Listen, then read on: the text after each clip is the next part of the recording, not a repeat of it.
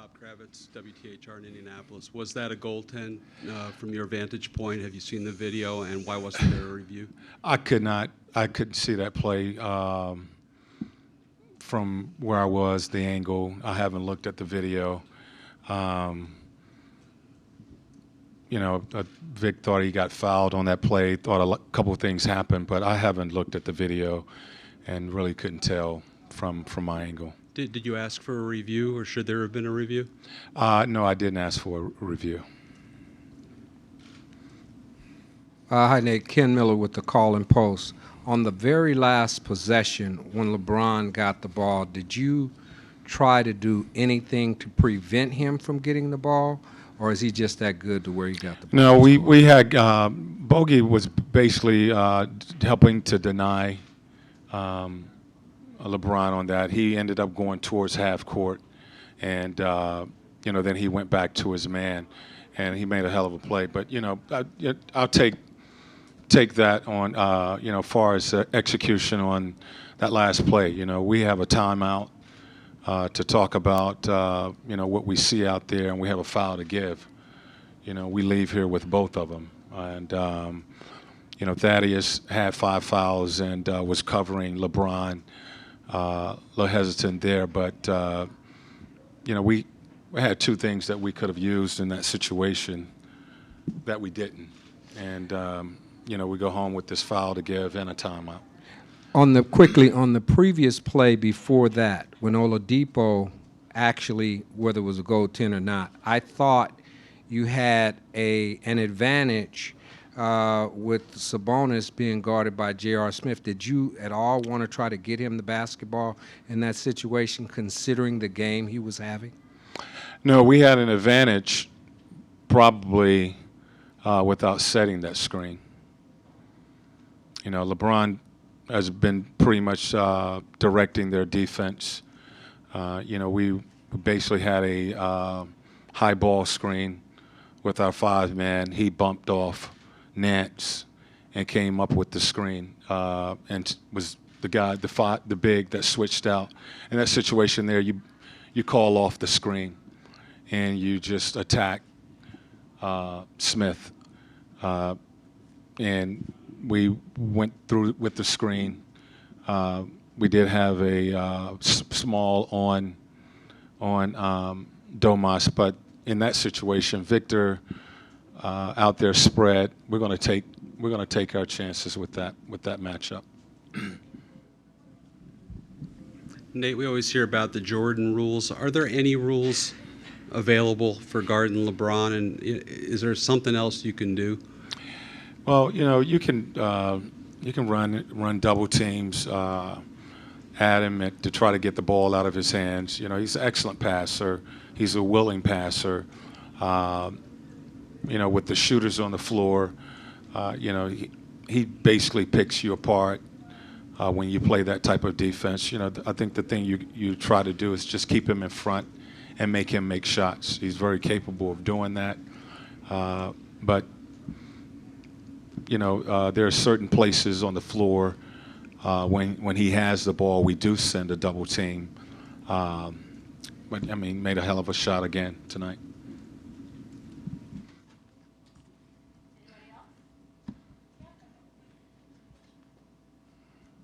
Nate, in terms of, and you talked about this previously in the series, in terms of keeping him in front of on top of your defense, was it just sheer physical dominance that he was able to repeatedly get to the rim? Seemingly, absolutely. Basically what he is doing because of spreading the floor. At times we're not in our gaps. He sees that paint wide open.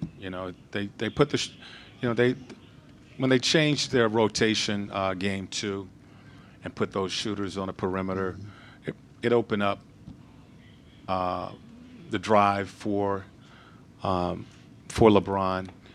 If you collapse on the ball, he finds the 3-point shooter. And what he was doing tonight, he basically just put his head down and attacked the basket, was able to get to the rim way too much. He really did impose his will, I thought, throughout the game. and we weren't doing a good job of holding our ground against him. Basically, he's just running through the defense. We was giving him somewhat of a cushion, and he was taking that and getting to the rim. Nate Rajaski, ESPN 990. Following up on the Jordan rules, clearly you have a no-dunk rule, or at least you do against LeBron. And playing the laws of averages, generally it would probably pay you off. He goes 15 of 15 from the free throw line tonight, and we have a game coming down to the final second. Can you comment on that, just maybe how, not just physically imposing, but he just crossed up the formula by virtue of having something like a career free throw shooting night? Well, you got to wrap him up. I mean, that's easy. Easier said than done. But when he gets to the rim, and you feel that you're fouling him, or you're going to give the foul, you got to wrap him up and not allow him to get some of those shots off. And I thought we were late with our rotations, getting over to give help. Thought we were hugged up on the perimeter too much tonight, and he was at times making a second move and getting to the rim. When he's doing that in the paint, you have to collapse and give help, and we were late tonight. Nate, also, on the first half, only 5 turnovers for your team, 55%, and easy buckets. That seemed to be the formula. Was that the antithesis of the late game game 4, that you guys were determined to have that kind of an offensive showing as opposed to taking maybe the lower percentage shots that sunk your team perhaps in game 4? I thought we did a better job of running offense in the first half and certainly in the first quarter. These last 2 games, I thought that we were running way too many pick and rolls. We weren't getting to our second and third option in our offense. We made them defend more in the first quarter, and I would say the first half, and we was getting good looks. We got to the pick and roll in our second and third option, which was much more effective as it was in game 3, where everything was just a pick and roll. We're coming down, and they were loading up to the offense that we was running. Thought we had more movement. We changed up some things that looked pretty good. Kind of lost. We got back to that quick shooting in the third quarter and started to turn the ball over, and they was able to make a run. But I thought the start was much better. David Glazier from the News Herald. Coach, after game 1, you talked about 10 new players, how confident and free they played, and just, how strong they were feeling about their game and their chances in the series. Well, the series has had twists and turns and drama and ups and downs for both teams. What have you learned about your team through 5 games, and what do you think you've learned about the Cavs in those 5 games? Well, for us, we won it. That's pretty much there's not a lot of talking that needs to be said. Playing the team 4 times in 10 days. And we were going into our 5th game tonight, and what I wanted our guys to do, show how bad we wanted it, and did we believe. And I thought they came out and played as if they believed they could win this game, and they showed that they wanted this game. And we got one more opportunity. And as I said to them, we have to flush this as soon as possible, okay, and get ourselves ready to play on Friday. But I thought they showed that they wanted to win this game. They came out and played and gave themselves a chance to win it. About them, about the Cavs that maybe you didn't know at the start. LeBron is going to, have his fingerprints all over the game. He's still playing 40-plus minutes. He's making reads offensively as well as defensively. When you're giving him single coverage or he has an opportunity to drive, he knows that he has perimeter shooting. So he's taking what the defense gives him. And, he's making his shots. He's either getting to the rim, the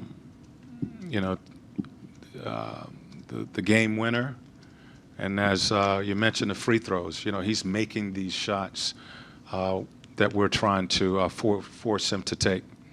Last question right here. Coach John Bozica, WHBC. Can you almost, I don't know if take solace in the fact that Vic goes 2 for 15 and you guys lose by 3? Can you do that, or is that not something you like to do? Yeah, we'll look at that and probably say that. We had an opportunity, you know. We got the last possession, in the hands of our best player, and we didn't make a play. I thought, we didn't execute that play well at all, in a sense of making the reads of who we wanted to get into the pick and rolls. We went a little too early. The attack was a little too early. That left time on the clock for them to have that play. We gave ourselves a chance. And Victor didn't shoot the ball well, but that's happened this season. We've had other guys to step up and do some good things for us.